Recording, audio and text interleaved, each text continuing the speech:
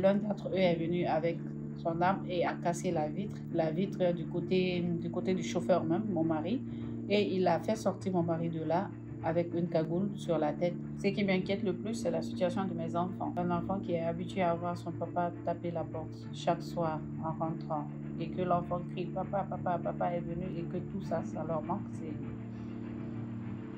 c'est vraiment difficile.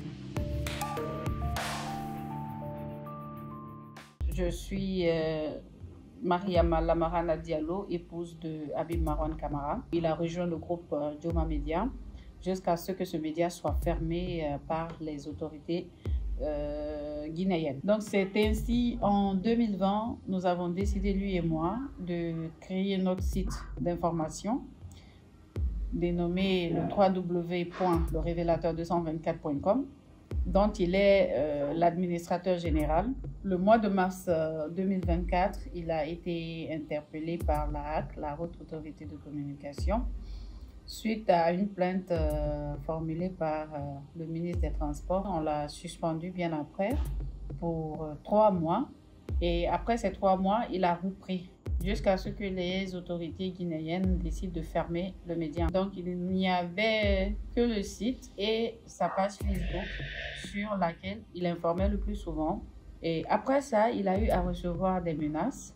Une menace pour le moment de porter plainte contre moi. La dernière menace dont j'ai été moi-même témoin, c'est bien avant son arrestation. Il y avait quelqu'un qui m'avait appelé un samedi pour me prévenir, me disant de dire à mon mari de faire très attention. La journée de mardi, il m'a écrit un SMS me prévenant qu'il avait un rendez-vous avec l'homme d'affaires KPC. À 20h46, mon téléphone a sonné. C'était son grand frère qui m'a appelé, me disant « On a arrêté Habib, on a arrêté Habib, on a arrêté Habib. » J'ai dit « Quoi ?» Et là, tout est parti. On est arrivé sur les lieux. On a trouvé des agents de sécurité, des vigiles en fait, qui gardaient un bâtiment juste à côté. Et là, ils ont carrément dit écoutez, il y avait déjà un pick-up de gendarmes qui était stationné juste à côté. Quand la voiture de votre mari est arrivée, ils sont venus, ils ont garé juste à côté, ils sont descendus avec les armes, braqué les armes sur la voiture. Et l'un d'entre eux est venu avec son arme et a cassé la vitre du côté du chauffeur même, mon mari. Et il a fait sortir mon mari de là avec une cagoule sur la tête. On les a mis dans le pick-up. Et avant de bouger, ils ont relâché finalement l'ami de mon mari. Je suis allée au tribunal de Dixine. Je suis allée dans certains commissariats, je suis allée dans certains escadrons de gendarmerie. Je suis allée voir aussi le procureur général qui m'a fait comprendre que voilà, ils ne sont pas informés. Néanmoins qu'ils allaient mener une enquête.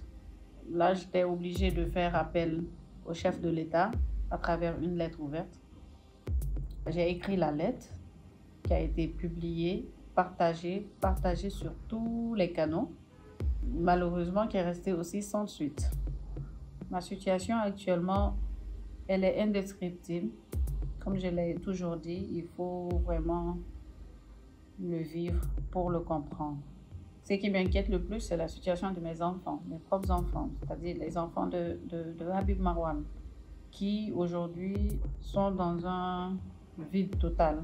Un enfant qui est habitué à voir son papa taper la porte chaque soir en rentrant et que l'enfant crie « Papa, papa, papa est venu » et que tout ça, ça leur manque, c'est vraiment difficile.